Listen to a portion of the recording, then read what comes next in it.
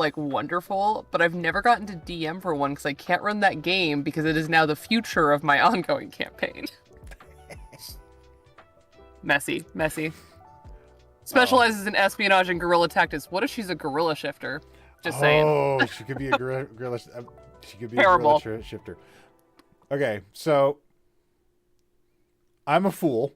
I want to preface that right away. I didn't hit the go online button on YouTube, so we've been just talking to ourselves. Oh no, not that. Hi everyone. Hi everyone. Sorry I'm late. We're having too much fun. Yeah, we were just hanging out. I was like, man, it's weird. Nobody said anything, but there's people in the room. What's going on? Hello, everyone. Sorry about that. I'm here with Kai. Kai's my new friend. Hi. You might want to check them out because they're gonna be doing a campaign for us in the future.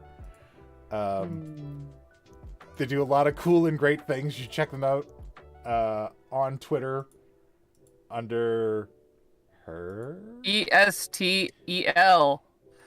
ESTEL. THE. Oh no, that's the other one. I have too many screen names. Oh. This is the all Elvish screen name that Child Me thought was a great idea, and I still love very deeply. But boy howdy, explain to people, like, don't worry, it's just not in English. Hi guys, I'm Kai. You can find me on Twitter at Estelle of Imladris. Yeah. There we go. Mm-hmm. So find Kai on that, and Kai's also going to be running a game for us in the fall.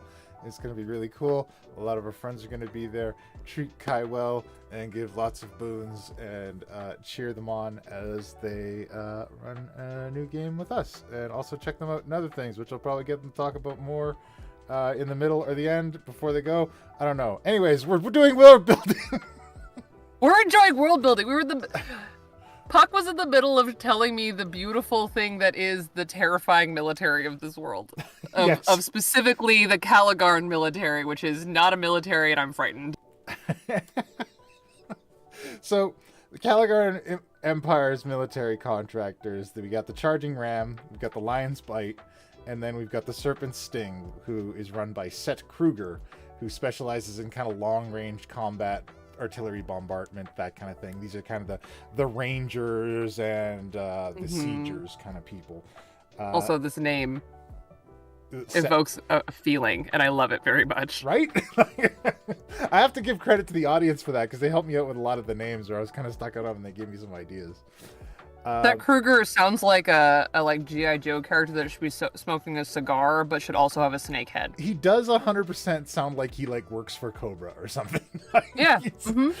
Cobra! I love it. It's so good. And a little bit, the situation with these guys is because the empires are currently at peace, the Lion's Bite and the Serpent's Sting are gaining in power because they have resources and capabilities that can be used for kind of business corporate espionage that can still kind of stealthily be utilized in peace times, whereas the Charging Ram doesn't have a whole lot to do, so he's a little bit hard up for cash these days. Well, and also people don't want to pay for a security force. Mm-hmm. They would rather pay to espionage their enemies. Yeah, that's I love this. That's very much what this place is like. And so that's the Caligarn Empire. That's what they're like back home. That's what the place is kind of set up for. They're very, very, very much very individualist, very hey, how much money can you make? How big is your company? And what new ideas do you have? That's what they're worried about. That's it. Cool. It's all the cliches of if you can make it here, you can make it anywhere. Yeah, Got basically. It. And Saskatoon Empire. All right, so Saskatoon Empire. I kind of made my British Empire stand-in. Okay. So they're at a place in their life where the Empire has been at war with every other empire at some point in its history. To the point that the Empire is nearly broke. at this point. Yeah, cool.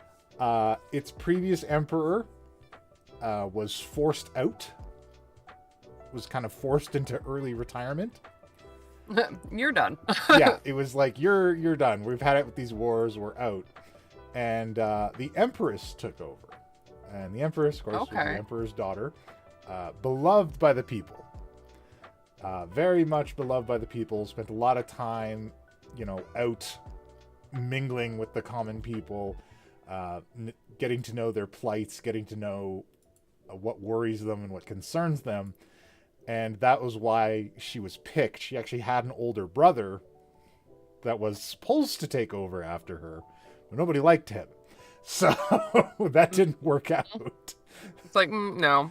We got rid of one of you already. Yeah, it was like, we're not having this. So I've called her Empress Hisui. Love it. She is a Leonin. Love a Leonin. She's a beautiful Leonin. She's been this kind of frontline face for the Saskatoon Empire for the longest time, and her whole thing is trying to maintain peace between the empires. She wants to maintain this peace, establish a hold in the treasured expanse, and rebuild the nation's treasury to a point where they can sustain themselves and pay for shit again. So she's been left with a lot of rough things to deal with. Yeah. She's also contesting with the Royal Saskatoon Trading Company, which is the large corporation, the royal corporation that operates within the country. But of course, the people within that company have their own goals and ambitions and things, so they don't always align with the what the royalty in the empire is after. So Saskatoon, this is so cool because piecing it together backwards from what I know of the world already. It's kind of nice, right? You can see where I started and then it goes backwards. Yeah. It's also fun because I played a character that doesn't care about any of this. And so to actually get a chance to sink my teeth into it and learn about it is delightful. Oh. I'm glad you're enjoying the journey. Yeah, but again, very proper, very key tenets are tradition, respect, dignity, pride. That's the Saskatoon Empire. That's what they're all about. And the stiff upper furry lip. Got it. Yeah, exactly. The stiff upper furry lip. They also took great care when they established their first city in the Treasured Expanse. They tried to make it this big, grand, beautiful landing spot. This place that looked as brilliant as home. In an effort to make sure that anybody who arrived wouldn't be frightened off and leave immediately. Welcome to the tundra. Yeah, right. I mean, welcome to this big, beautiful kingdom that we've established on the other side of the ocean. Just kidding. It's a front. It's like all the amenities of home. Everything is still here. Everything's cool. After you leave that place, it's a bit of a different story. But yeah, it's all marketing for them. They have a lot invested in the idea of having people from their empire come to this new place to settle. I will say also though, port cities are like that. Port cities traditionally have been full of the amenities of quote unquote home, wherever that is. Yeah, it's you try to make it as much homey as possible, right? Yeah, that's why Spain is full of Middle Eastern architecture. Mm-hmm. Oh, love history. I know. So history's so cool. It's so cool. So that's Saskatoon Empire. The other two empires I had a bit more fun with. I didn't necessarily base these off of any particular region or anything. I just thought, okay, I'll have two other empires. Both of them have kind of been wronged by both of the larger empires, and they're both just trying to make their way. Some of them are sending people down there. Some of them are having other settlement plans for this new continent to see where they can sneak in and get their own piece. So we've got the Ramvalli Empire. The Renvali Empire is ruled by old King Triltarch Dominus, an ancient tiefling ruler. Legend has it that the Renvali Empire was founded when a group of tieflings defeated an archdevil and escaped to the prime material world to establish a new kingdom for themselves. While this explanation for the kingdom's founding is largely accepted by its populace, evidence to support it is kind of thin. Triltarch rose to power after the death of his mother, Queen Fabrisia Dominus. It's been 60 years since she passed, and he's married several times but never sired a legitimate heir. The society in the Renvali Empire is centered around the idea of individual freedoms and communities kind of working together. So because of the legend of their founding, they're very much not into...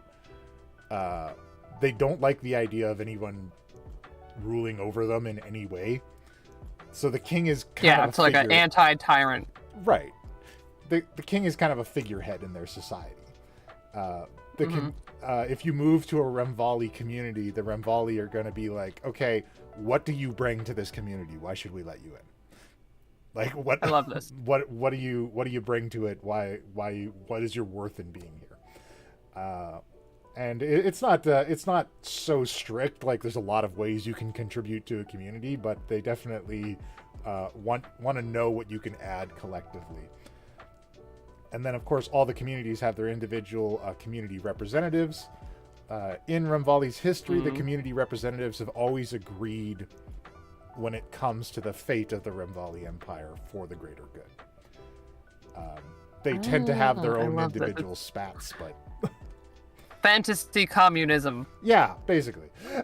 But when things get really bad, that's when they hand things over to King Triltarch, and King Triltarch kind of takes care of everybody. It's kind of a protector kind of figurehead role. Cool. And it's kind of supported by the idea of, okay, these people, this family is responsible for the freedom that we have today, so we give them a place of honor, and when we need them, they'll protect us. Aww. Is kind of the idea behind this place. And I like the idea. Enjoy them. I like the idea of this because if you run into somebody from the Ramvalli Empire in the Treasured Expanse, if they see people like fighting each other over resources or homes and stuff, they're going to be like, I don't understand any of this. This is insane. Like, what are you doing? Yeah, right. They're like, we all need to be working together. What's going on? We're in the middle of frozen tundra. Why are you fighting? Work together. Share. That's kind of their whole deal. They're very much into community. Whenever they see groups of people not working together as a community, it's like, this is absolute madness. I do not understand this at all. Melangar Empire. This one was a lot of fun. So far, this is kind of the one that people really like. So, Melangar Empire, it's a constitutional monarchy. It's governed by a prime minister and an empress. Melangar society is highly based on the reverence of one's ancestors. The knowledge and counsel of ancestors is still valued long after their death. This is achieved through the service of local shamans and or skilled necromancy, or local shamans skilled in necromantic arts that are able to conjure spirits of the dead to assist with any problems that the living might have. These people are known as nurse mediums. They are highly respected throughout the society, and it's a required position to hold in every town and village. They act as the bridge between the living and the dead, and they are a kind of combination counselors, doctors, and exorcists for the ghostly residents of the Melangar Empire. I mean, you know what my campaign setting is. This speaks to my soul. I love spooky stuff.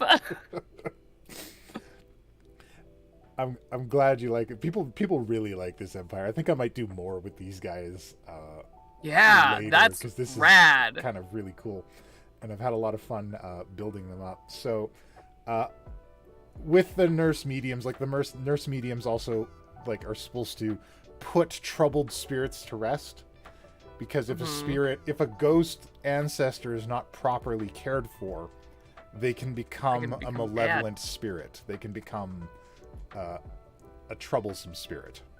And that's a bad look for a kingdom that reveres their spirits. Absolutely. So they act as a counselor. So when the ghosts are having problems before they've gone into full malevolent or evil spirit, they're counselors to the spirits. They do what they can to help them maintain like a level of consciousness and sanity in their afterlife. Love that. That's lovely. And yeah, that's what the nurse mediums are all about. That's so cool. So the leader is a young dwarf. Her father died in the last war with the Saskatoon Empire. Her name is Maria Cortesia. Her father was Durbangar Cortesia. And her father is dwarven still... name. Yeah. Thank you. Appreciate it. Her father is still counseling her, but she's still very much uncertain about her role, uncertain about her place in all these politics. She's still very young. Aww. However, there's a new prime minister in the Melangar Empire. And his name is Gabriel Larange. He's a halfling gentleman. He's a career politician and the son of a wealthy mine owner. He rocketed to political prominence on the back of his incredible public speaking ability. And he is a very boisterous and charming individual. However, he's a bit of an oddity in Melangar society because he does not have a spirit advisor. He does not have any kind of ancestral advisor. It's funny because this whole thing gives off some of the like quarry vibes, but without it being so intrinsic, and it can be like anybody, which I think is really cool. Yeah, it could be like, you know, it's just like there's just ghosts running around. People are just cool with it. Yeah, like this is fine and normal. Don't worry about it. Like, this is what we do. That's just Grandpa. He's with us all the time, and this lady makes sure he doesn't go crazy and like haunt people. Like it's. Yeah, I had a Kalistar in my ongoing campaign for a while, and having the ability to like, for you as a DM to be able to reference like things that happened long ago because someone is saying like, hey, this happened, is really helpful. Oh, for sure. I love that. It's definitely really handy. So yeah, I mean, everybody I've shown the Melangar Empire to is like, oh, that's really cool. So I love this one. The other ones are cool, like they're really solid foundational like kingdoms, but this one has some spice to it. Yeah. I went a little bit off. Part of this was for my boy Sky, because I knew I needed to have some kind of necromancy like adjacent empire. Mr. Undead. Yeah, yes. Mr. Undead, who's in the chat right now. But yeah. So I kind of built that up. I also really like the idea of these nurse mediums, like these people trained in kind of like necromancies and exorcism and that kind of thing. I super love that. But they're like midwives. Like they're just like they're just caretakers for the dead. One of my favorite moments that I've ever had in a game ever. So there's this moment built into the first adventure that I played through that the party meets a ghost. And I've played this adventure twice. And the first time people were like, we don't know what to do with her. But they kind of limped their way through the social encounter. The second time I played it, I had a Kalistar cleric in the party. And to me, like, nothing is cooler than someone having empathy in the story for someone who has died. Both because they're gone, but also to say, like, this is the world as it is. What you give us in this conversation is so important. Because, like, it was one of the just coolest, haunting moments, because this player took a moment to, like, breathe with the moment and let the motivation of her character, who was like a therapist, essentially therapy this ghost back into being okay. And it was really lovely, and it was really powerful and super cool, because she'd been dead for like 200 years in the middle of a war. And there's something so cool, because D&D gives us the chance to have those moments, and to have an entire kingdom that basically has that built in is so delicious to me. Oh, absolutely. Because all I think about is that moment. That's a beautiful moment. I love that. Yeah. That's really cool.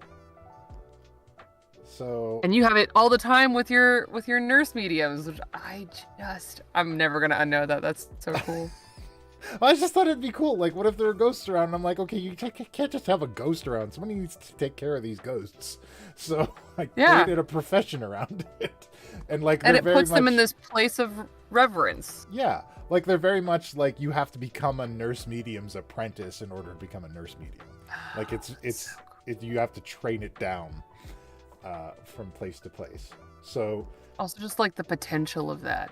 Oh, absolutely. I love the idea of it. I was really excited about it when I come up with the idea. The whole thing was just like, I want like a midwife for dead people. And this is what it came up to.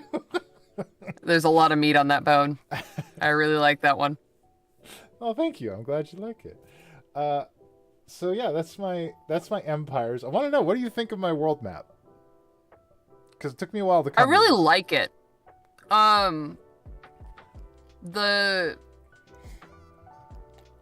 There's some like, I keep on thinking about Ireland when I look at the like main land that isn't the treasured expanse.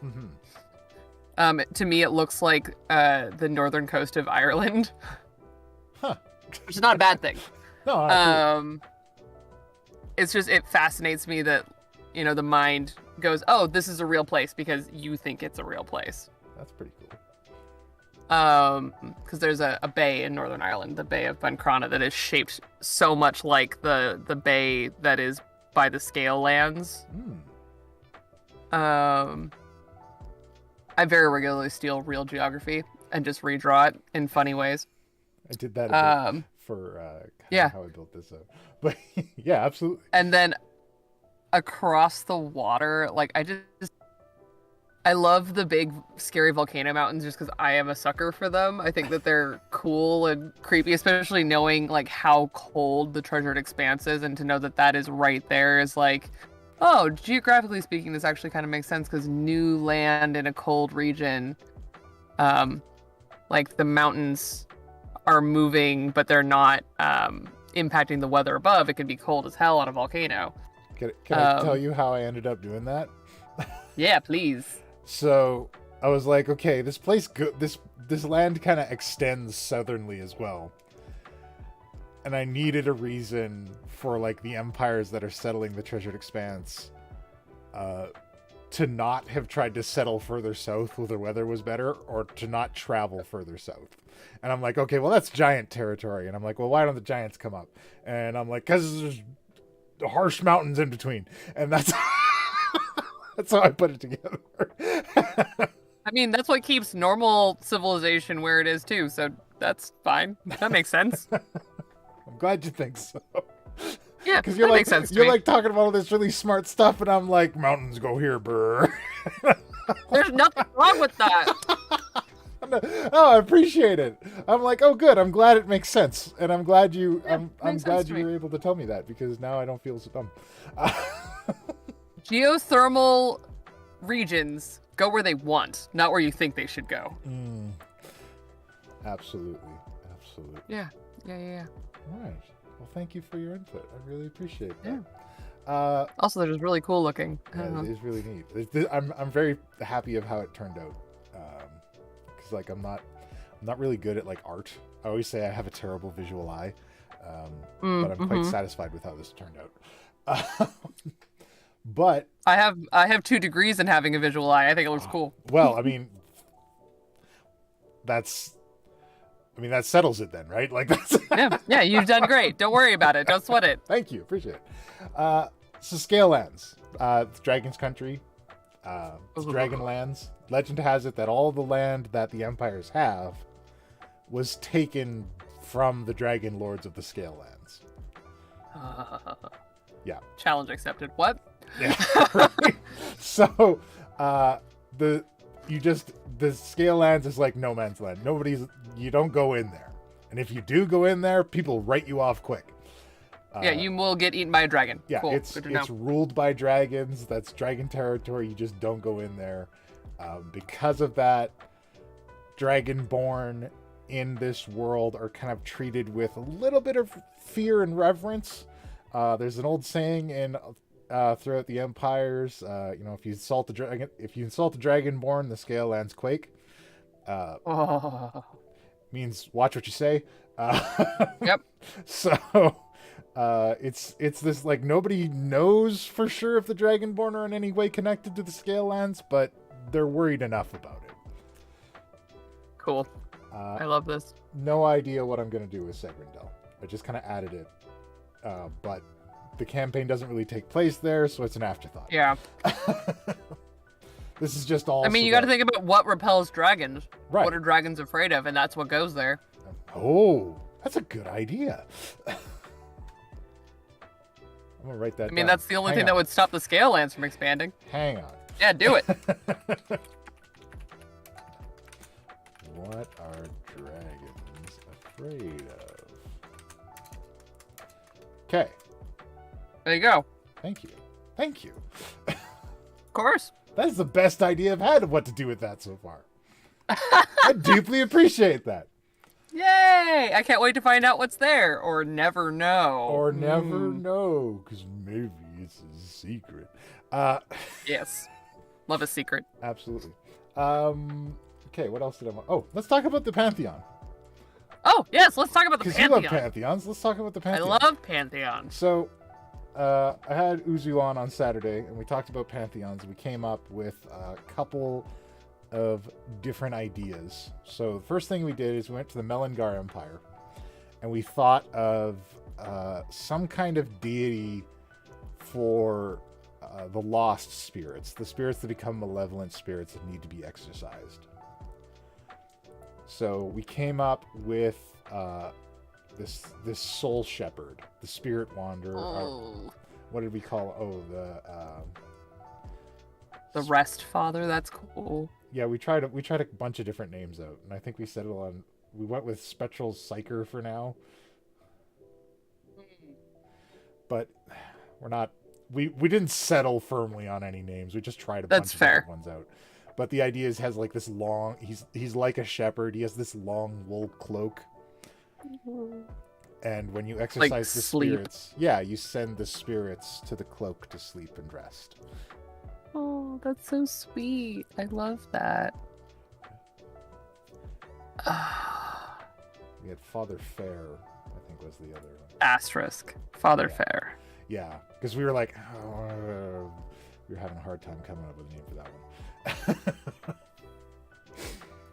I always go digging into like really obscure linguistic stuff to see like how I can either recycle an idea into another language or find an idea in another language and translate it back to English. I've done that too for like names of towns where I'll go into like Google Translate and I'll just put some ideas, some like key descriptors in, and then like, oh, that's kind of neat. And try that kind of works. Yeah. Yeah. I picked some core languages for the different regions of my world, so I can just go in and be like, what does this sound like in Arabic? Oh, nice. Oh, that's, yeah. I mean, people just name places like the Stone Town, and you put it into another language, you're like, most people would have no idea that this just says the Stone Town, but that's what it means. Nice. So for Renvali, we went with a kind of person, because the Ramvalli Empire is so much about like community and that kind of thing. Mm-hmm. So we went with Tuyana the teacher, emphasis on like hard work and growth and togetherness. We imagine her as kind of depicted as this like big strong lady that is all about like, you know, farming and agriculture and stuff. Cool. And I tried to come up with a phrase, but I wasn't crazy about it. Seeds in a row, grow strong, seeds scattered, community shattered. Like it's. I get you. I see where you're going with that. Yeah. So I got that one going, and then for Saskatoon, some kind of pride deity. We didn't know. It's maybe some kind of Sphinx guardian spirit for the royal empire, for the royal family.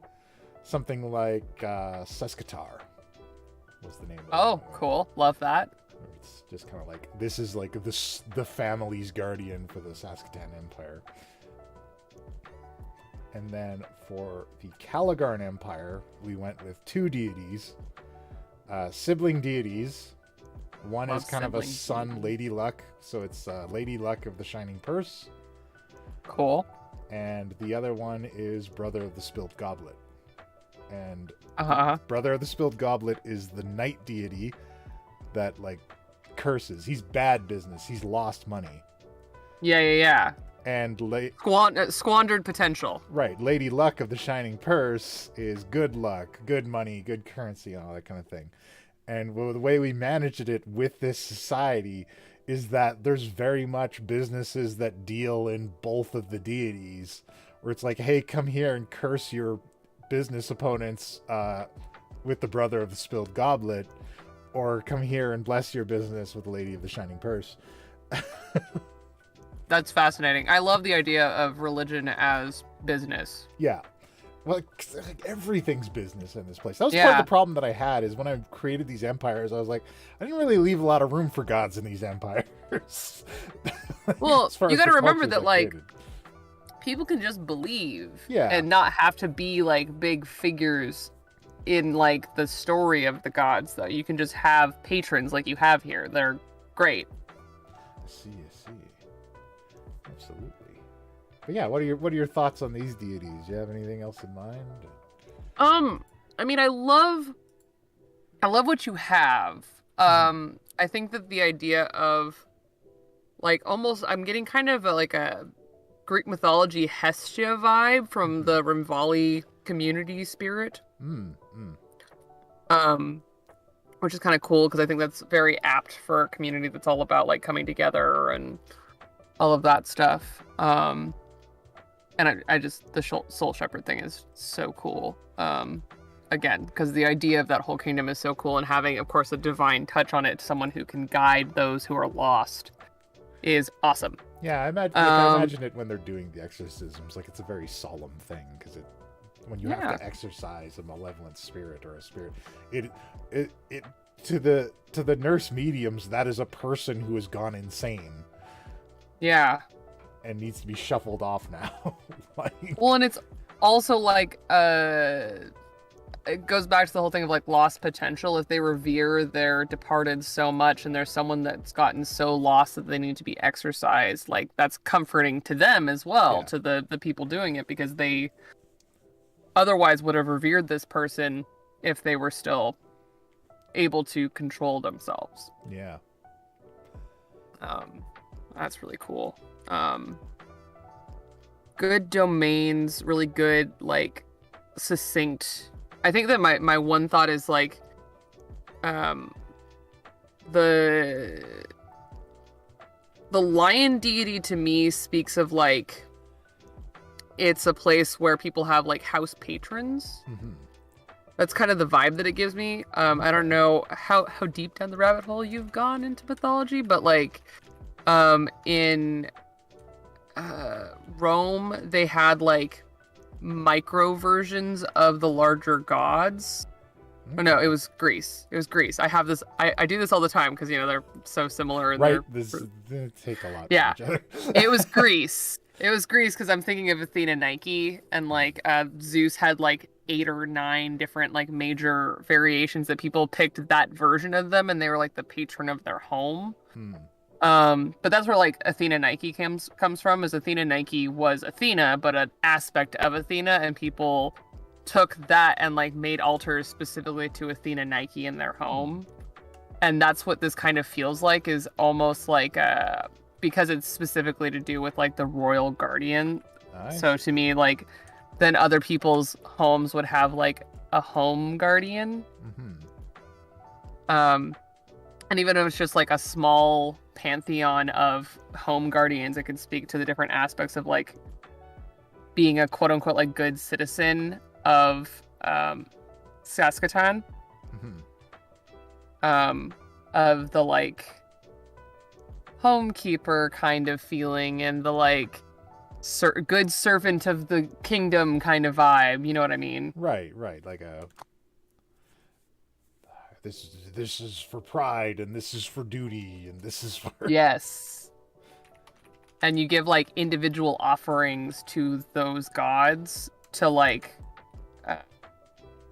appease that aspect of your life.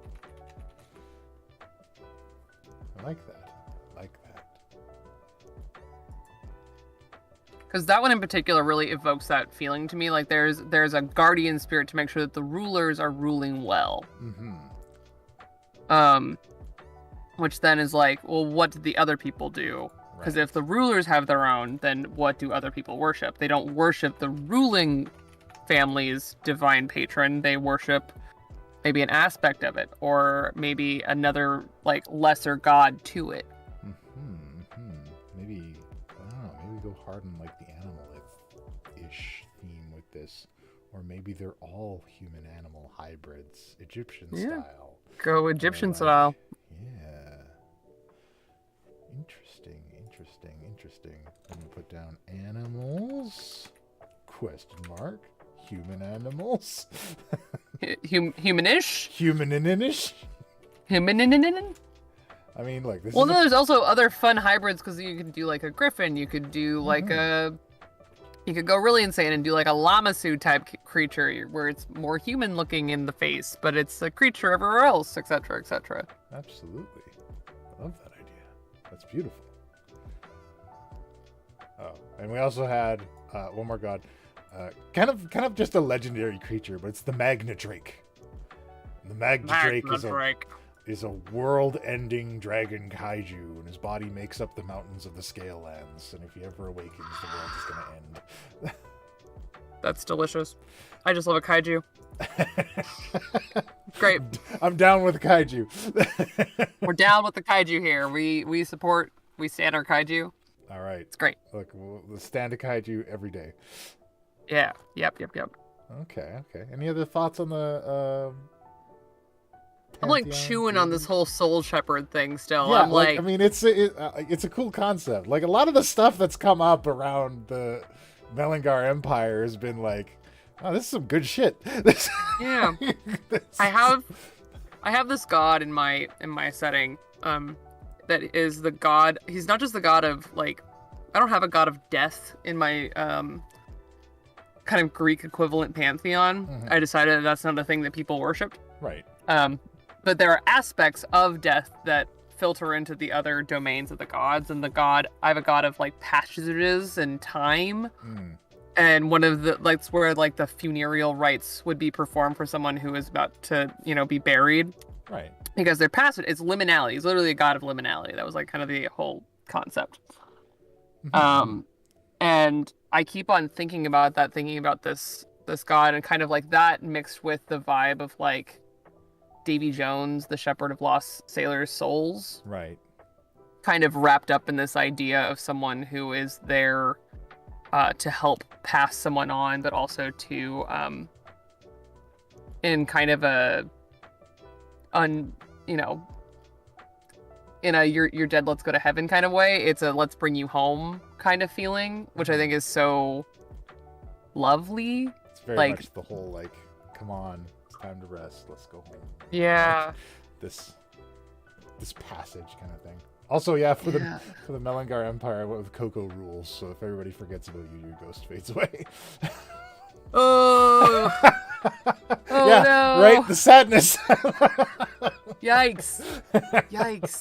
That's a fast way to make a bunch of really angry spirits. Right? Don't forget your ancestors, or they will come back to bite you, quite literally. Don't forget them. They come after you, and they require care, and you should care for them because they know things you don't. Yeah, and this is also a kingdom that like reeks of the energy of like an ofrenda kind of like place where you leave offerings to your ancestors. It's... And like they're a little bit worried too, because like any of them that have made it to the treasured expanse, there doesn't appear to be any ghosts there. Yeah, I got questions about that. Yeah, right? Yeah. And I have lots of questions about that. That's super unsettling for anybody who lives in the Melangar Empire to not find those ancestral spirits lurking around. I have questions. That would be very disturbing. Like a haunted place for those people is a place that is completely empty. That's so cool, but also like... What? Right? I love the mystery of it. Delicious. So delicious. Yeah, so we got that. Also, we expanded the idea of Company Fae a little bit. Did I talk to you about Company Fae? No. Okay, so Company Fae. since they discovered the treasured expanse, a lot of the businesses and corporations that are looking to make their fortunes out there are having trouble. Because, of course, difficult terrain, harsh weather, rough place to live. Nobody knows what's in there or how things go. So they've reached out to creatures from the Feywild. Because the Feywild has no borders. It has no boundaries, and it mirrors the prime material. So some Fey creatures have made deals with companies to act as guides for them in the treasured expanse. The responses have been spotty because Fey by their very nature are, trickery and deception and all these kind of things. A little mercurial in that way. Yeah, right? The ones that have signed on contracts with companies are known as Company Fey, and they're lauded. Okay. They're treated very highly. They're given anything they desire because the company is betting on them to make their fortunes. But it's a tenuous deal because the moment they, start to not deliver in any meaningful way it's a different amount of time for each company, but things can sour quickly. Yeah. On a Company Fey. And then, so when I was talking to Kelsey about this, Uzu, she was like, okay, well, that's weird. It's weird for a Fey to sign on for that kind of thing. Unless there was something big in it for them. And I was like, okay, what if this is something that Fey are doing to escape powerful Fey or Archfey in the Feywild that they've wronged? And they're Fey creatures are using this as a kind of witness protection program to get a new name and identity in the prime material and not be chased. That's awesome. First of all, I would say also there's also the potential that they think they're getting something out of it and the company doesn't know. Maybe they're getting something from the company. Yeah. That the company does not know about. Because, Fey love making deals. Oh, absolutely.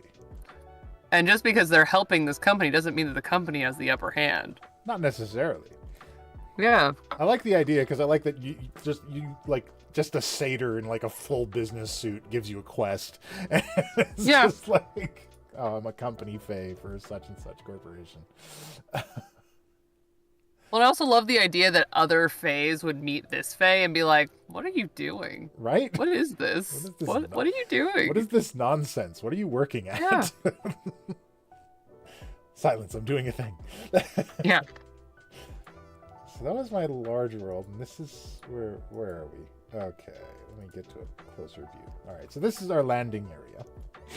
Aha. We got the Barrier Mountains, keeps us from, anything harsh.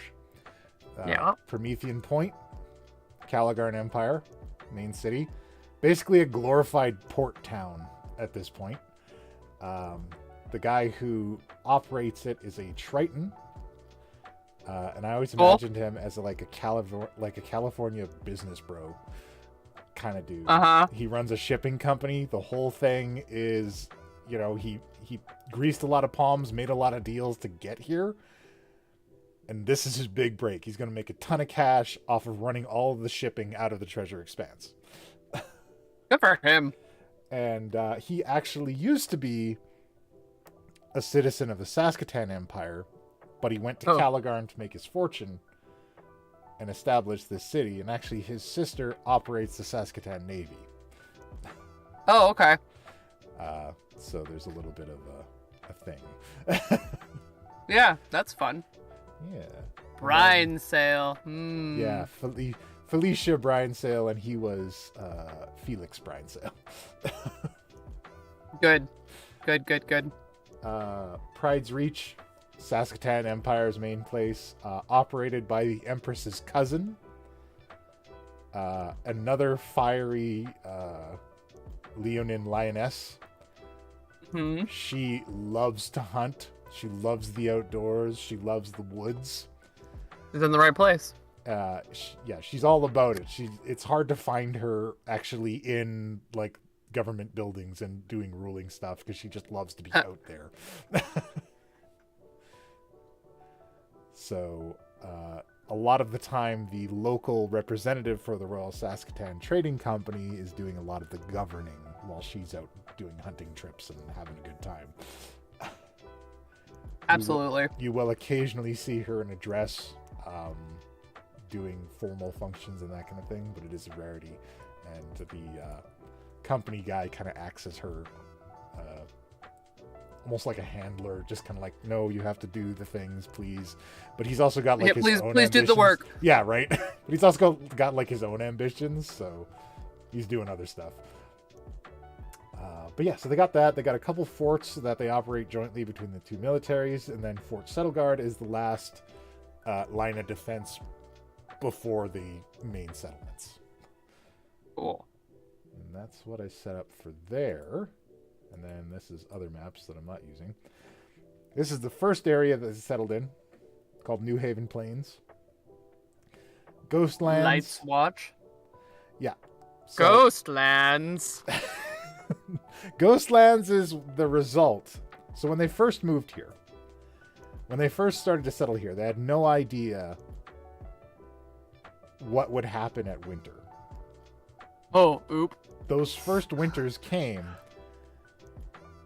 and with the blowing snow and the intense cold, when spring came around, every settlement, every house north of flowing water, completely vacant. Yeah, Gone. rip. Emptied. Yeah. Nobody's there. Took a couple years for them to figure out what happened, but then they finally figured it out. It's just after last light, you cannot be north of flowing water. You can't be there. Yep. You don't make it. Don't do it. That's why Lights Watch operates. They're the kind of ones making sure the call for last light goes out to the surrounding towns. That's their main thing. Mourner's Creek was established by the brother of a gentleman who owned a farm in the Ghostlands during that first winter. And there's a statue kind of commemorating the other settlers looking out across the river to see all the empty farms come spring. Oh, I love that. And yeah, it's just the town is built as a kind of memorial to the people who were lost in the Ghostlands.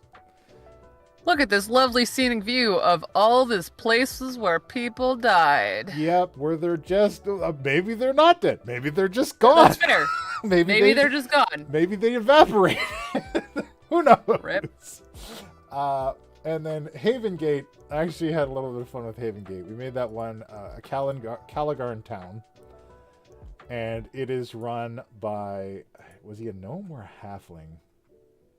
I think he was a gnome. Of a short folk. Yeah, he was a short folk, and he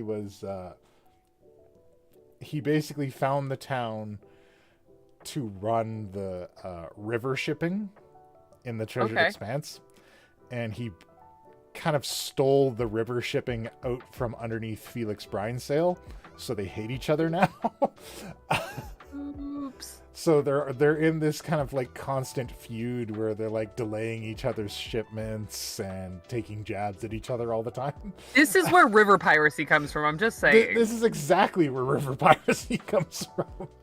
They need each other to do their business, but also they hate each other. I am advocating for river piracy. River piracy is the way to go. Okay, and that's the broader. Absolutely. So these are the different areas. They have the Shrouded Hills and the Fickle Plains. So yeah, I just kind of expanded out based on the old. And then these places. Oh man, I love a crater.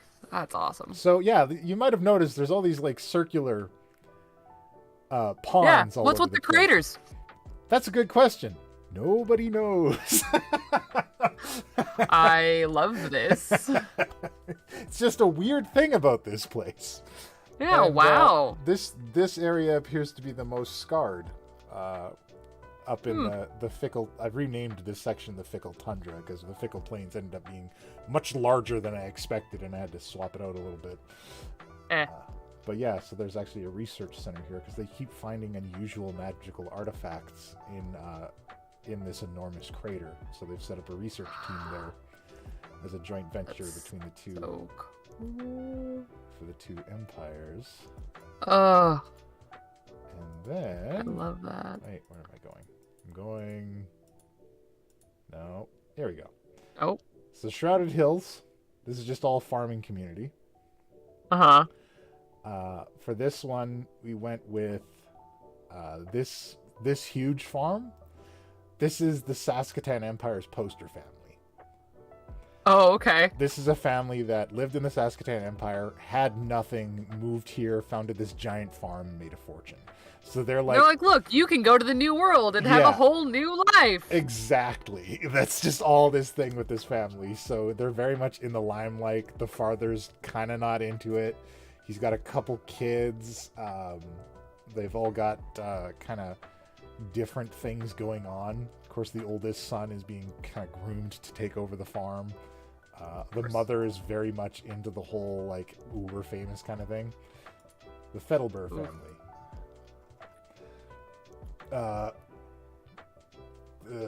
So, we've got the son, wives Timothy and Ophelia. Made Ophelia Triton because whatever. Yeah. Firstborn son going to take on his father's legacy. Second son is Gregor, and Gregor is married to Olund, his husband. They're herbalists and they make medicine. Oh, that's great for a little farming family. Right? He found Olund like wounded in the woods and like resuscitated him, and they got married. Oh. And the daughter is married to a Haragon, the rabbit folk. Yeah. Who actually lives in the Saskatoon Empire, and they have a long-distance relationship, and she wants to basically give up the farm and go back to the Saskatoon Empire and live a life of luxury. Nice. So they're the poster people that's like, they're on all the materials saying, hey, come out here. Live life like this, family. Absolutely. Then I just had the Hay Hill Village, which is like the farm community where all the farmers get together. Another Caligarn city where this guy developed a mining company based on deposits of gems that are behind the waterfall. Because he surmised if he can mine behind the waterfall, he can mine all year round and not have to worry about being south of water. Of running water. Yeah, that makes sense. So, I also just love a town on like a fork in a river, because that's so much energy for a like pre-electricity town. Absolutely. All kinds of cool stuff going on. I also like the idea of them like parting the river and like going into this huge mine behind it and everything underneath. Because anything is possible with magic. You can do all kinds of things. Or ingenuity, because you can also just put a board into a waterfall and it will separate it. Yeah. And Creekholm Farm is where I put my first Mellingar family in the Empire. Oh, okay. They are settled there with their nurse medium and the ghost of their grandfather. Oh, so there is a ghost. It's not that the place is resistant to ghosts. No, this is a ghost that has immigrated to this place with them. Because they couldn't leave Grandpa behind. He had to come with them. No, you can't move away from Grandpa, so Grandpa's got to move with you. And if you're bringing Grandpa, you need to bring Grandpa's nurse medium to take care of him. So it's... Yeah. That's a very intimate relationship, a nurse medium and someone's ghost. Absolutely. Like, they become like more wealthy families can afford them as kind of live-in caretakers, whereas like smaller, less wealthy villages will kind of have just one for like everybody, right? Yeah. So there's definitely like levels to it, as I imagine. Of course. And then I have like an old hermit farm, which I didn't really develop a whole lot, but he's some guy. Maybe he's got a past. Who knows? A mystery. He's a mystery. Hey, look, a plot hook. Yeah, right? And that's what I've got so far. That's it looks great. That's a whole lot of it. And then the last thing we did last week was we established this fort at the very edge of the Fickle Plains. So this is going to be the edge of... This is the last place before civilization ends. And it's just the whole expanse after you go out past that. And I just put some dude out here. He's a hobgoblin. He's the nephew of a prominent Royal Saskatoon Trading Company executive, and he was shipped out here as a kind of punishment. Yep. And he's like, I'm gonna send you to Siberia. I'm gonna make it. I'm gonna make this place really good and really profitable, and then I'm gonna get to go home. That's his whole thing. Cool. Love a try hard. Yeah, right. He's all about it. He's like, I'm gonna prove myself out here on the very edge. And I mean, he's safe. He's far south of any running waters. It just gets a little bit dicey as you go further to the east. And they're just guarding against any like wild things. Yeah, like it's very much like this is fun too, actually. So it's very much like the threats in this place are all just creatures, right? Yeah. Like you're not theoretically. But also some of the creatures would change. And I actually started to think about this a little bit. Like there are some monsters whose entire ecosystem is based around exploring dungeons and having adventurers go into dungeons. Yeah. So, like, mimics in this place don't turn into, like, barrels and treasure chests and stuff. Mimics in this place turn into, like, fruit trees and berry bushes and, like, you know, root piles and stuff. Things the wild mimic, the outdoor mimic. Right. Things that other creatures would come towards that it could trap and eat. Yeah. And we also came up with icicle ropers. Oh. Yeah, so it's smaller than a regular oat roper, so it can attach itself to large tree branches, and it's shaped like an icicle, and it'll hang down, and it deals some cold damage, and it's not as formidable as a regular roper, but they're a little bit more prevalent, and they're a bit smaller than the traditional ropers that you're used to. That's kind of cool, and you could do like a swarm of icicles that are actually just a bunch of little ropers. Yeah. It's not terrifying at all. And the other one I really liked was a bullet steamer. What's the steamer part? So they call it a bullet steamer because unlike traditional bullets, because of the hard frozen earth they need to go through, this bullet has a plate on the front of its head that becomes incredibly hot. And that's the one to domesticate. And that's my new friend. I need the steamy land shark. Yes, I would like the steamy land shark, please. The way I imagine it is the bullet steamer, as it moves through the earth, because it's melting permafrost and stuff as it moves through, there's just these clouds of steam that come up as it churns the earth. So cool.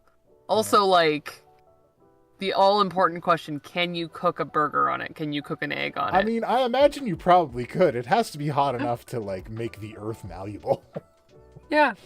This is a question that I've learned to ask myself whenever I'm making any kind of modifications to a monster, because the very first session, my very first game as a DM ever, the party invented the panini, and that is still going on almost 2 years later. I love it. Oh. Thus leading them to eat some very dumb things. Can you cook a burger on it? Yeah. Because this is the real question, because if you're out somewhere that's really cold and you can domesticate a bullet steamer, that's a heat source. That's a heat source, and it's also an excellent way to till frozen earth. Yeah. That could be like your money maker as far as, like, you know, in normal farms they have like an ox. In crazy frontier farms up in the Fickle Plains, they have a bullet steamer. Yeah, maybe you get a quest. You have to go capture a bullet steamer for this wealthy industrialist that is taming them as, like, beasts of burden. Yeah, some crazy Caligarn merchant is like, hey, I have this idea. What if we catch 2 bullets and breed them and sell them to farmers? We can do it. Let's go find me a land shark. Quickly, adventurer, I need 2. They must be alive. They must be alive and eager to breed. My God. What could go wrong? I think that's beautiful. Yeah. There's some chaos for you. Yeah, no, I love it. I'm all about it. Oh, what was some other stuff we talked about? Oh, somebody was talking about mimics as like river transport, mimics that turn into floating logs. Oh. Like move things back and forth. Ultimate Frogger. Right? Ultimate The log Frogger. itself eats you. What are the dragons afraid of in Segrindel? Oh yeah, that's what I got so far. Oh, that's so fun. I love a good world. Thoughts, comments? I think it's delightful. I mean, I really enjoyed the world when I played in it, and I just love the idea of like a frontier that is inviting but truly will kill you. Yeah, if like you it's a difficult slip place up at to all. live. Yeah. And Yeah. Yeah. Well, I'm glad you like it. I'm glad you like Yeah, I enjoy it. I'm curious about these meteor holes everywhere, whatever they are. I think that's so fun. That's weird. Yeah. I ain't saying nothing. No, you keep that one to yourself. I'll keep my secrets on that one. I love maybe it though. It will be revealed when we play it in the fall. Aha! Aha! Yeah, absolutely. It's really on good. The fence as to how much I want to reveal about this through the series. Because, like, yeah, I don't know. I don't know if I feel really good about what's been created here so far, and I hope that people like it enough to want more. And I'm like, should I wait to pat it, or should I reveal? I don't know. I think this world has enough mysteries that I can reveal some in a 10-episode campaign. Sure. Well, and also, like, there's a lot of good social intrigue between the fact that there are 4 empires that are vying for a foothold, and like internal, just the Caligarn, like internal espionage alone gives you so much meat. Yeah, there's a bit to work with there. And they also got, like, there's a lot. I wanted to have one of the empires try to get a foothold in the giant lands. All I see is a little ship, like totally Monty Python style, like landing on the coast, and then just a giant hammer coming out and smashing it. Yeah, like I imagine the giant kind, like there's these massive giant kind kingdoms out here, and they're just not having any visitors. They're just nope. Any attempts to settle there have been previously met with, well, they disappeared, and the giant said they were delicious. Like, yeah. They made good toothpicks. Yeah. End of story. That was it. I think if anybody does settle there, they're going to be like, we're going to war with the giants. Good luck. Best of luck to you. Yeah, good luck. Oh, man, this is great. And I can't wait to see the other ways that because you could look at the monster manual and pull out any monster and be like, okay, but how do I make this a tundra monster? Right. And that's so delicious. Yeah, like I've been thinking about that a lot lately, because I've been kind of like pawing through I like to check out beasts and aberrations, and monstrosities are another good one. But yeah, love a monstrosity. Love a good one. Man. But yeah, just in here. Change them out and be like, hey, how would this be altered by not having like a snow onceg? Like, what do you do with that? How does that survive? What makes it different? What does make it different? So, I mean, it would definitely need something to burrow through the earth more. Maybe it burrows through the snow. Yeah. What are some insects that survive in the snow, and how do they alter? How do they change and adapt? I actually started thinking of this because of Pokemon. Oh, yeah? Because like Pokemon have regional forms and stuff, and I was like, yeah. Monster regional forms. Why not? Have weird regional monsters. I just love a basilisk. I think that they're they look like a bulldog, and I just think that they're adorable. I'm weird. I just think that they're cute. They are cute. I want to pet its little face. I had a pet basilisk in a game of Out of the Abyss that I played. Nice. It was so funny. I had been rolling terrible the entire campaign. We made it to Blingdenstone, the Deep Gnome City, and we were like, we're gonna get a basilisk. I rolled incredible on all of my checks to get my basilisk, so I had like a purebred 5-star basilisk. Yes. And then my other friends who were playing with me did not roll as well, and I'm like, oh, you've got like this weird cross-eyed inbred basilisk. Yeah, you have the one that no one wants to adopt. Bahir, one of my favorite monsters. I've gotten to use it once, and I just love them so much. Oh, right, I'm thinking this is a great place for Bahirs. Oh, absolutely. Bahirs would love this place. Are you kidding me? Oh, I'm gonna put some Especially because they're like not dragons, and I think it's so interesting because you have such a like prevalent dragon like presence in the other island. Mm-hmm. And so, but here's like, this could be their place. This could be their time. Yeah, I feel like I'm gonna use a lot of dragonoids over in this place. Like dragon-ish creatures that are close but enough to make people question. All right, what's a really cool? What? I love these guys. Burbalangs? Yeah, they're just cool and creepy. They're cool and creepy. They are cool and creepy. I have to be careful. If I pick anything that can talk or lives for a long time, the players are going to catch on to this world. I need to pick things that don't talk and things that are particularly short-lived. I get that vibe. I also do love sprinkling in something that does live a long time, though, just to like, every time I do that, my players get feral. Because I've had like 3 major wars within the lifetime of some of the creatures that it can exist in D&D, and every so often they'll meet someone who like predates the major war that like changed the whole world, and they're all like, tell me everything right now. Ooh, land shark. Land sharks. Right? What catablee pass? Oh, so cool. They're just cool. Do you know about death cheese? No? Okay. Death cheese is a special cheese made from the milk of a catablepas. This is good. Okay. And why is it called death cheese? That's just what they call it. They call it death cheese because it's incredibly hard to harvest the milk in order to make it. But I hear it's actually quite tasty according to the lore. That's great.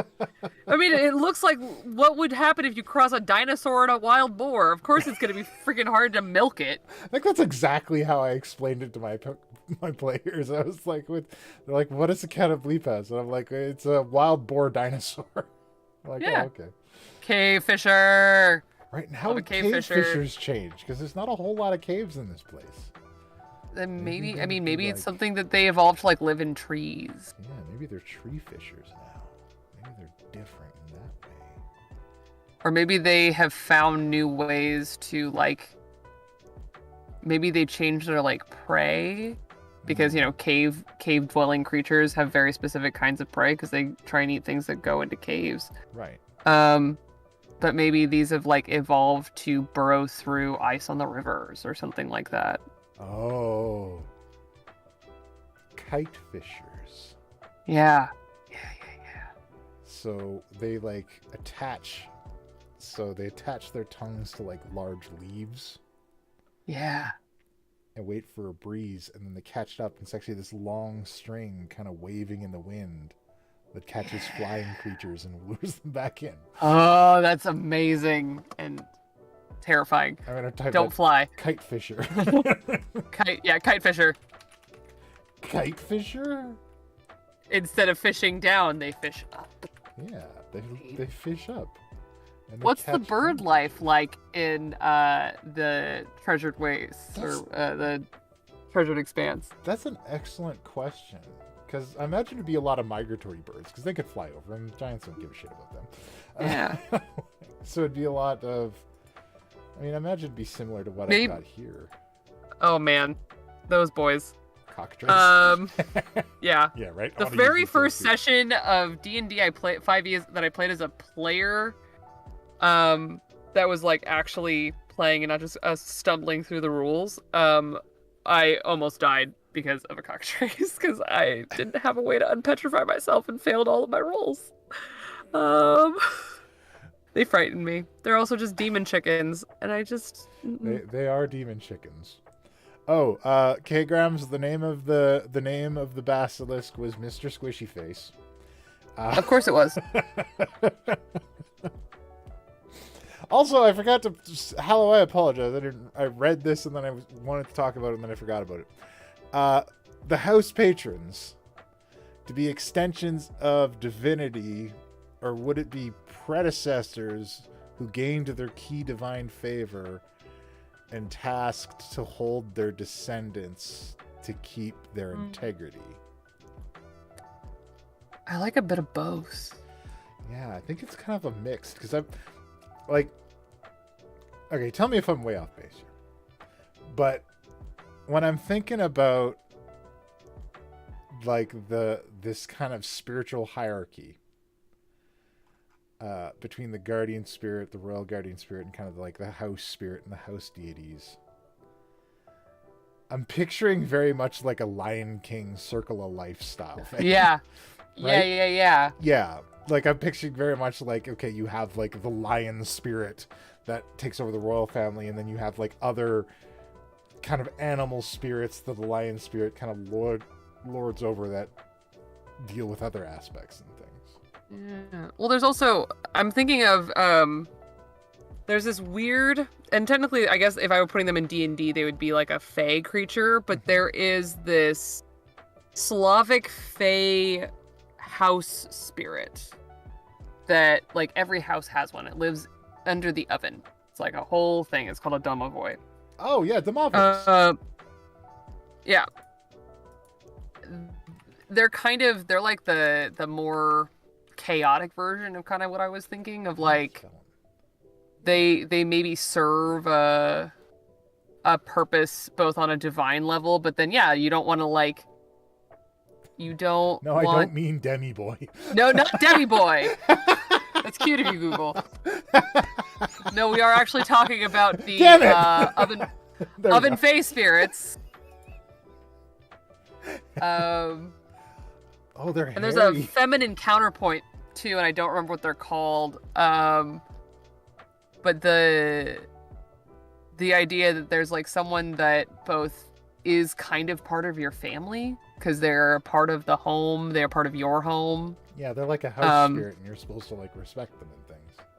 Yeah. Yeah, I remember I watched a YouTube story because I'm really into like paranormal stories and all that kind of thing. Cool. And there was one story. This girl was telling a story about how she pissed off her house's domovoi, and she had to like apologize to it so it stopped like messing around the house and freaking out her sister. Yeah.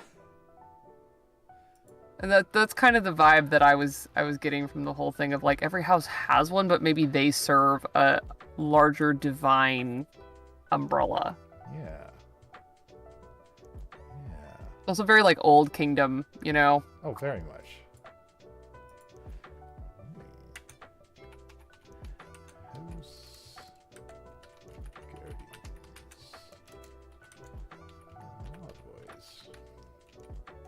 Ish. Yeah, something in that world. Something less in fae. that vein. Less fae, more like spirit guardianish. I like it. Yeah. Alright, what else have we got? Expand new kinds of beasts. I'm gonna work out my main city layout. Ooh, historical wars and conflicts. This is something I need to work out. Yeah. You know I love a historical war and conflict in this world. I know that you do. So, what would the wars be like? Because we have to, like, Saskatoon's been at war with everybody. Like, they just... Yeah, you conquer, which means you go to war. Yeah, habitual line stepper. They're just like... just all over it. So...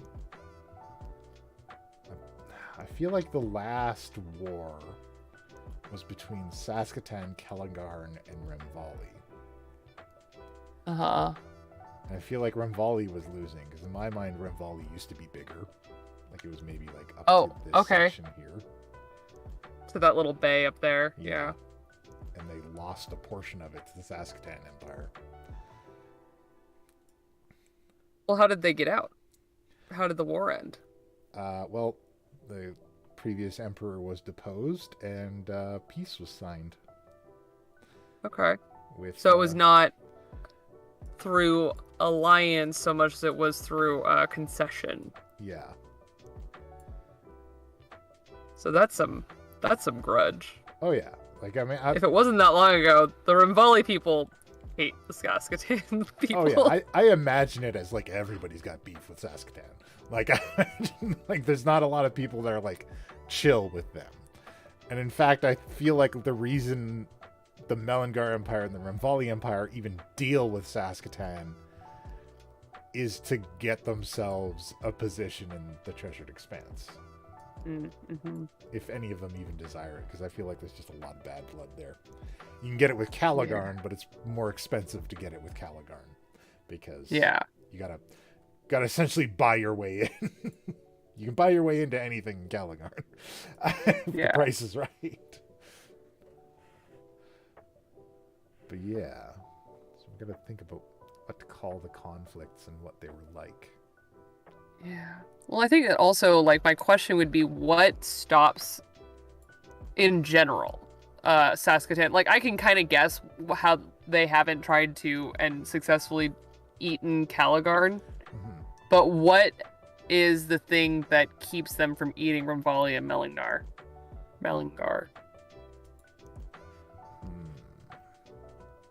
Because it can't just be goodness, because they're going to war. No, because they're going to war. What is the edge that I imagine the edge that Mellingar has is that there's no direct line of attack, and Renvali won't ally against them. They have kind of a pact with each other. So I feel like Mellingar has been... They get away with it because Renvali is there. Right. Renvali and like maybe they have... Renvali's entire society is opposed to the way Saskatoon lives. Yeah. And like maybe they have stake in guarding the Ramvalli border, especially after the most recent invasion. Yeah. Because it's in their best interest for Renvali to prevail in that conflict. True. Perhaps if you're at war with Ramvalli, you're just by default also at war with Mellingar, and the two have this kind of friendly alliance with each other for the sake of preserving both of their empires. Yeah, it's you do you over there, we'll do us over here, but when you need us, we're here. Yeah. We got your back, and you got our back, and we're pals, right? Yeah. I like that. That's good. That's good history. I like that. Yeah. Well, it's just one of those things. It's like, when someone is an invading country, what stops them from invading? That's always the like first question I ask myself was like, what prevents people? Because my homebrew setting, one of my like number one rules is what if imperialism didn't happen, which is a nice little fantasy to have. Oh, isn't it? Right? And so I spend a lot of time thinking like, well, why didn't they develop this way, and what stopped them? Or when you do have an imperialist motive in something, like what stops someone from actually succeeding at that?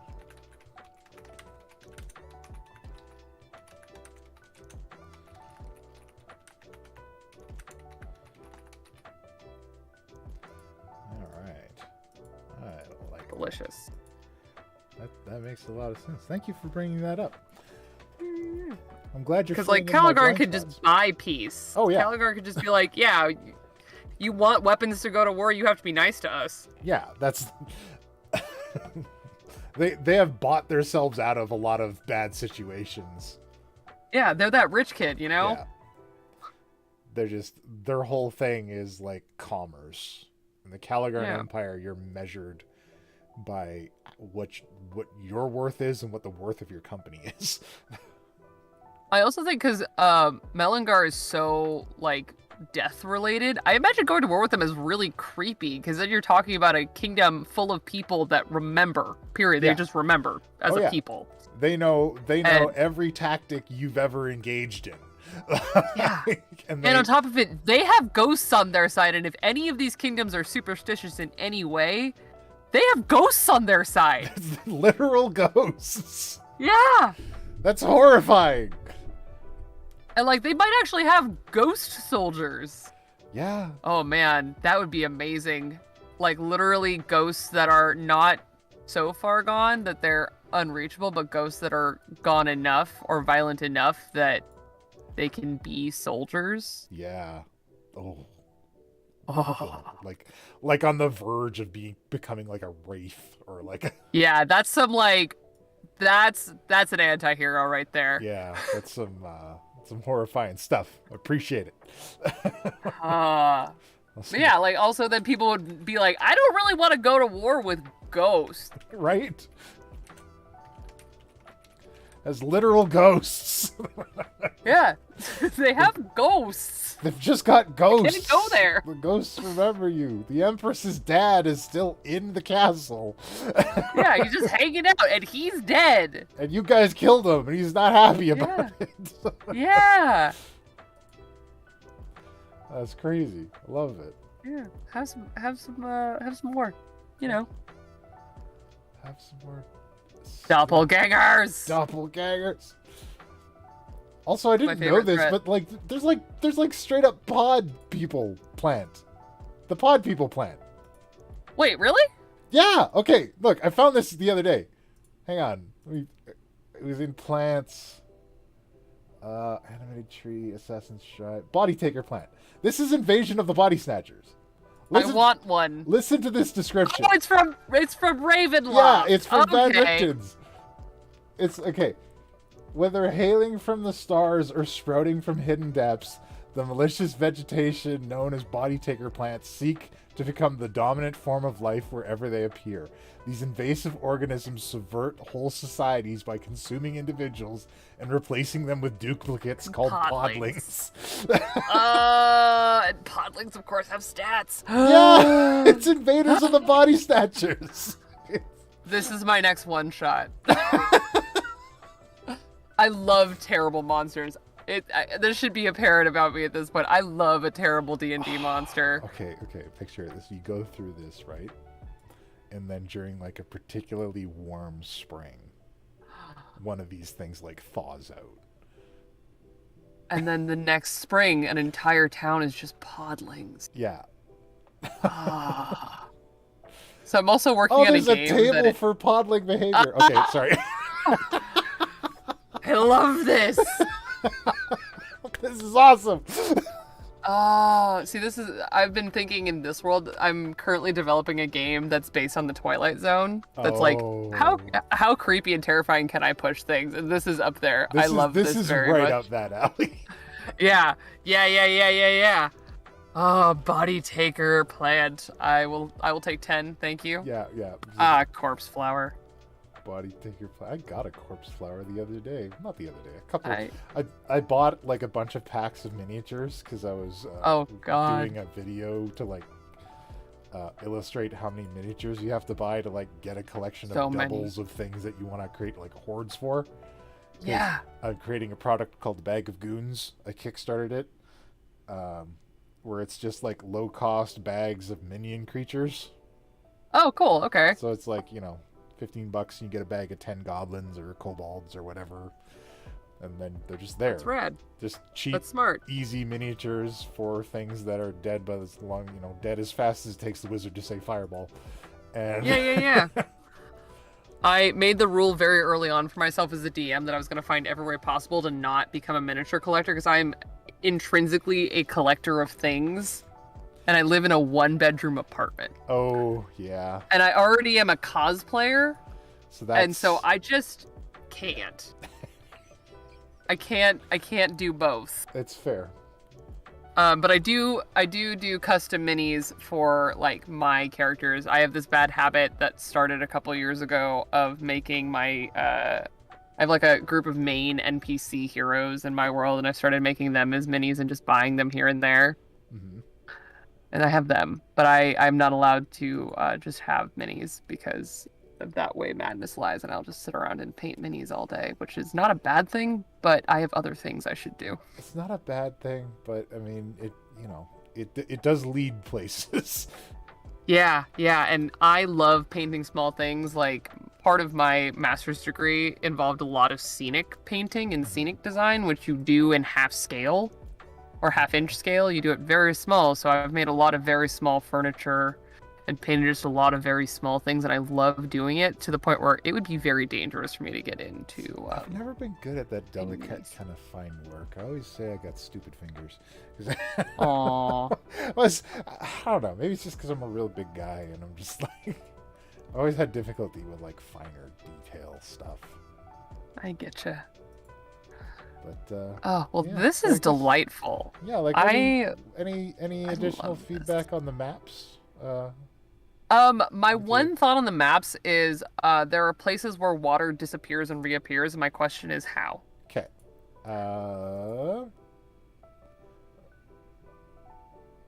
Because like you could just say it goes underground, Right. which is fine. But like, where is the water? Here. Yeah, or like Okay. the river above the Ghostlands. Is that coming from the mountains? If so, great. Okay, yeah, that's the that's waterways supposed to be as a coming down whole. from that's supposed to be coming down from the mountains. And it just terminates down there. Yeah, it hasn't flown all the way through. I guess it just terminates in there. Okay. Yeah, because water has a way of not stopping. Yeah.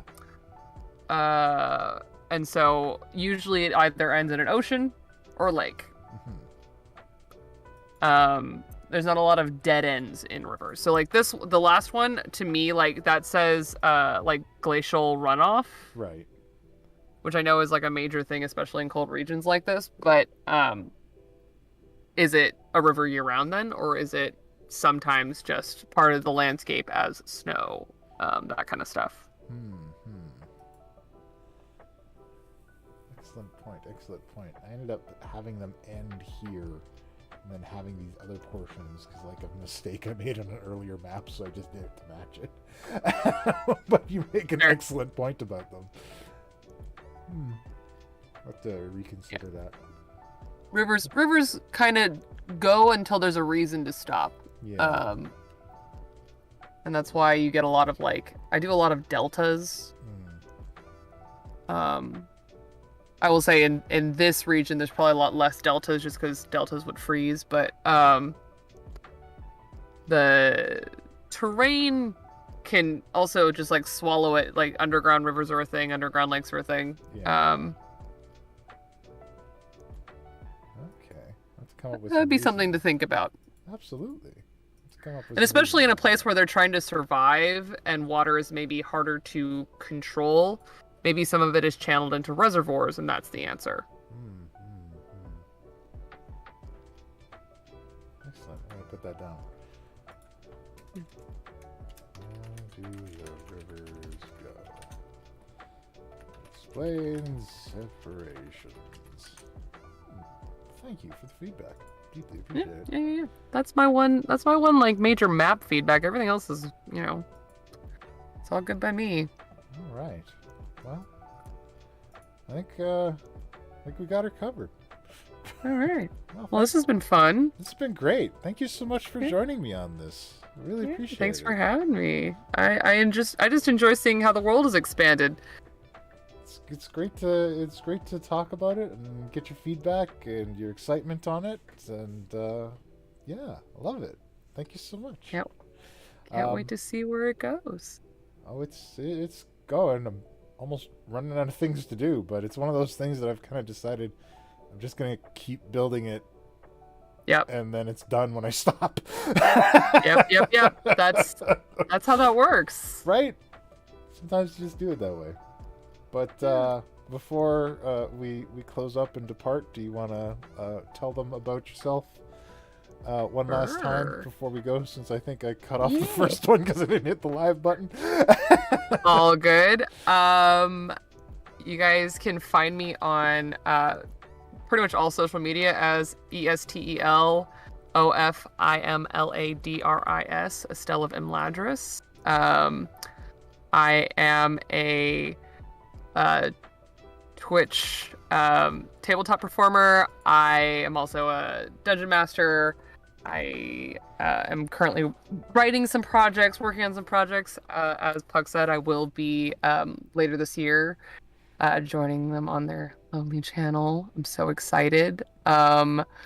And right now you can find me on Friends Who Roll Dice every other Wednesday. So not today, but next week, playing Urban Shadows as Finley Weiss, the mysterious wizard.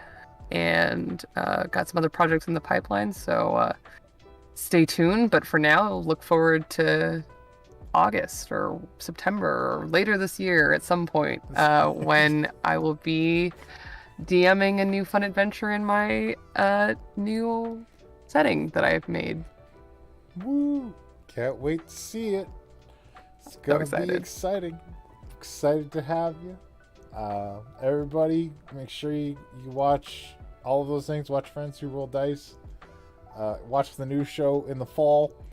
It'll be running alongside the Treasured Expanse or Countdown to Last Light. Haven't fully settled on the name and what I'm going to call the adventure. Quest for the Eastern Passage. I don't know. We'll figure something out. Anyways. Kai, thank you so much for joining me. Thank you so much. Thank you for... Look forward to more fun in the future. And yeah, lots more fun in the future. Until next time, everybody, I'm not going to pad this one out any longer. We're going to call it a night. See you guys next Wednesday. Again, I'm going back to once a week for these because I'm getting too much work done. And I want to keep doing this till summer. So once a week is all you get.